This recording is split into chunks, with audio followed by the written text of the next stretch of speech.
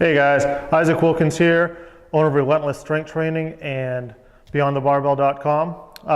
Today I'd like to talk about a concept that's kind of come up a lot in my conversations with people, my athletes and whatnot, and kind of a name for it that we haven't used as much in the past. We're using it more now. I recently did a seminar, which is soon to be made available to you, to the public, so keep your eyes on that. But I did a seminar with Alex Viada of Complete Human Performance, and super smart guy.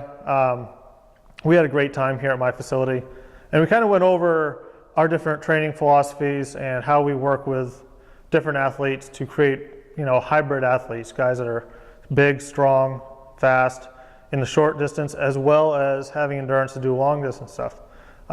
Anyway, it was a great time, but there's one thing that we really agreed on, and he talked about it more from a running point of view or an endurance athlete point of view, and I talk about it more from a strength point of view. But that is the concept of junk miles and eliminating junk miles. And basically junk miles are the stupid stuff.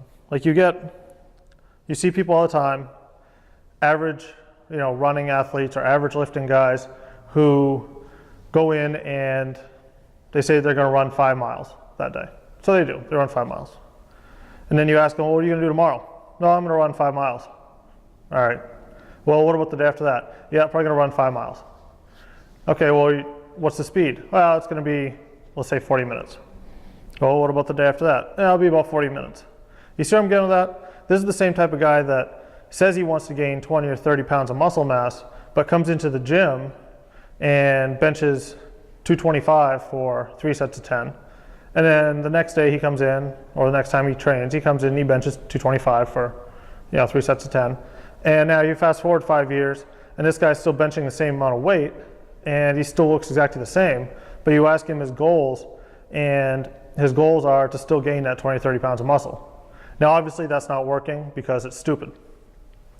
And we can sit here and we can laugh about it all you want, but the bottom line is, if you're not careful, everybody does it. Junk miles are those miles or that time spent in the weight room or any activity where you're not actually doing something to make yourself better. You're just working out for working out's sake. So they tend to be too hard to be down here in the recovery or the skill development section. They're too tough. You don't learn new things. You can't refine your skill because it's too heavy or you're going too fast. But it's not so fast or so heavy that it actually forces the body to change. All you're doing is you're just stressing your body out. This is where these guys tend to get all these chronic injuries, both runners and lifters. This is where they get worn out, beaten up all the time, and exhausted. This is just a huge, huge colossal waste of time. But if you're not careful, I'm challenging you right now to look at your training program and how much junk miles do you have in there? Can you look at every single thing you've got in your training program and can you say, I'm doing this for this reason, I'm doing this movement for this reason, I'm doing this movement for this reason, and this is why I'm doing it this many times, or whatever it is you're doing, whatever your training program is. Is everything there, does it have a purpose? And then my next step from that is it working? It's cool that you had a purpose when you put it in there. Probably you didn't just pick stuff out of a hat. Maybe you did, which in that case, then you need to really go back to the drawing board. But examine what you're doing now.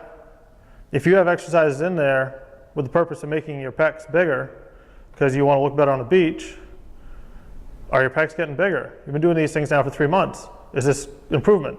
Is your bench press going up?